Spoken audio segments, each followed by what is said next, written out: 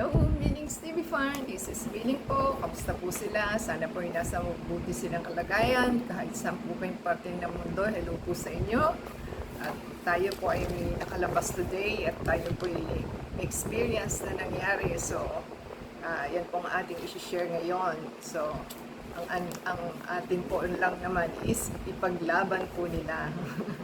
So, meron po tayong items kasi 'di ba bumibili po tayo ng ating maintenance. So pag bumibili po kasi ako 1 month medicine. So meron tayong nabili sa isang drugstore. So yun na po natin babanggitin. Kaway-kaway po sa mga drugstore dyan. Hello po sa inyo. At kailangan naman po is bigyan serbisyo ang mga senior. So mga senior, sobra pong mahal ng binibili sa inyong drugstore. Kasi almost 5,000 something po yung ating nabibili sa kanila. So, i-return po tayo. Return and replacement po.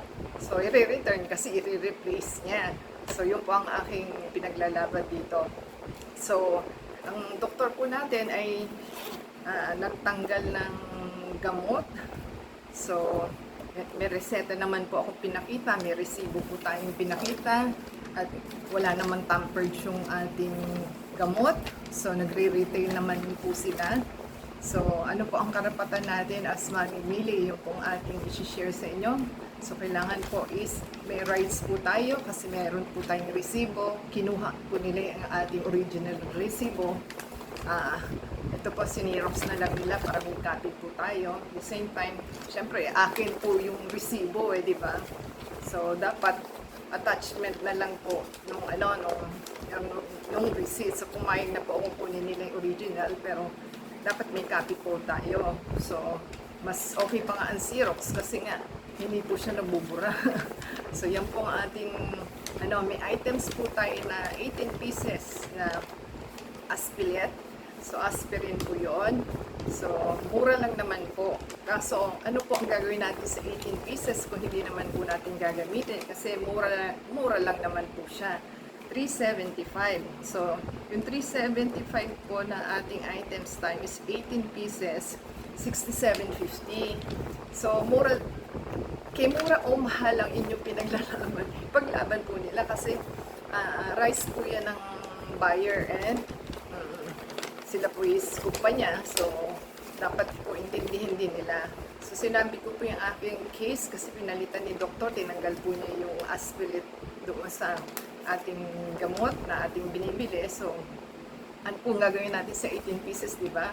So ang presyo lang naman po niya is 67.50. Ang punto ko naman po, bibili po ako ng another 30 pieces na inabot na 700 plus. So ano ba yung 67.50 na ibabawas dun sa ating pinamili? Suki po tayo. So pag suki po, ipaglaban nyo rin po kasi meron naman po tayong resibo, meron tayong items na okay naman. So sa kanila daw po yun is loss. So naiintindihan ko naman po yun. Kaso syempre may rights din po ang buyer. So yun ang ating pinaglalaban. So noong una ayaw po nilang aksipin. Nagulat pa nga ako at binalikan ako, tinawag ako, dinala ko sa manager. Hindi ko na hinanap yung manager.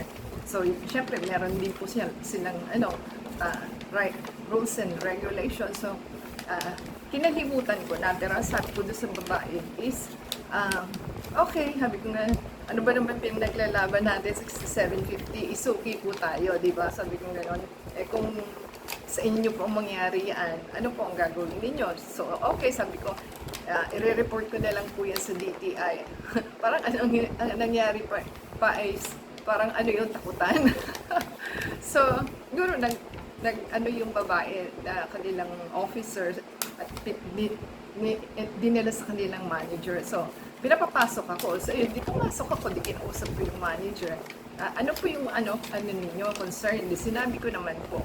So, since kasi naman sinabi din po niya yung part nila sa company rules, so naintindihan ko naman po, sa kanila kasi is law. So, ang pinapalitan daw po nila is yung items na, kunyari, nag-excess, ewan ko kung yun yung sinasabi niya, may excess item o papalitan ng ibang items. So, Yung case ko daw po is hindi daw po. So, ang kulang po na requirement sa atin, since dapat alam po ng mga doktor, kaway-kaway po sa mga doktor, hello! So, kung kayo po ay magtatanggal daw po ng inyong gamot sa inyong kliyente, magbigay daw po kayo ng certification. Hello mga doktor, certification daw po na tinanggal po daw ninyo yung gamot na at pinapapalitan, hindi na pinapapalitan, kundi ang concern lang po nilang ng drugstore is certification na tinanggal nyo po yung gamot na yon. At the same time, syempre kung doktor sila, hindi nila alam. What more, lalo po tayo. So, yun po ay ating right. So, tinake ano naman po niya, okay na yung wala yung certification ko.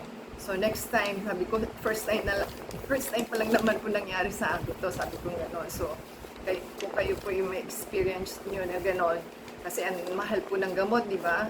So, try po nilang ipapalit, basta i-secure po nila yung resibo at ayos po yung items na i-return ninyo. At yun po, ang last requirements is humingi po kayo ng certification sa doktor na tinanggal po niya yung gamot at kung ano ba nangyari at tinatanggal po niya. So, yung aspirin daw po kasi ang alam ko sa pagkasabi ni doktor is hindi rin po maganda dahil baka mabutas yung organs mo. So, yun po ang pagkaalam ko sa sinabi ni doktor. So, pero hindi naman po niya binigyan ng certification. Hindi dapat, kung alam po nila, sila syempre requirements ng drugstore tsaka yung mga doktor. So, dapat sila mismo alam nila. So, dapat humingi kayo ng certification na tinanggal yung gamot na yon. In spite na may reseta po tayong pinakita at talagang before and after is makikita naman.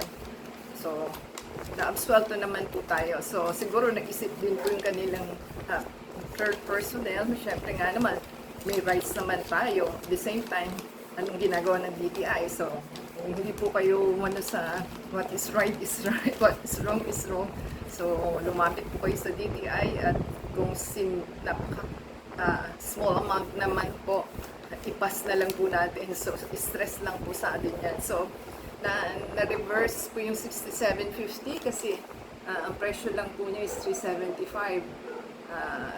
18 pieces po yung ating ni-return. So, yan po ang ating experience at least para po malaman ninyo kung ano po inyong gagawin para at least makatipid po tayo sa dami po na gastusin natin. So, win-win po ang nangyari. So, okay naman po. Walang benggahan na nangyari. So, yan po ang ating i-share. Sana po nagustuhan nila at meron sila natutunan. Until next time po, please support sa ating channel. Paki-add po tayo sa Facebook, Twitter, TikTok, and Instagram. And subscribe sa ating channel. And play po yung ating video and us from beginning to end. Until next time po, God bless everyone.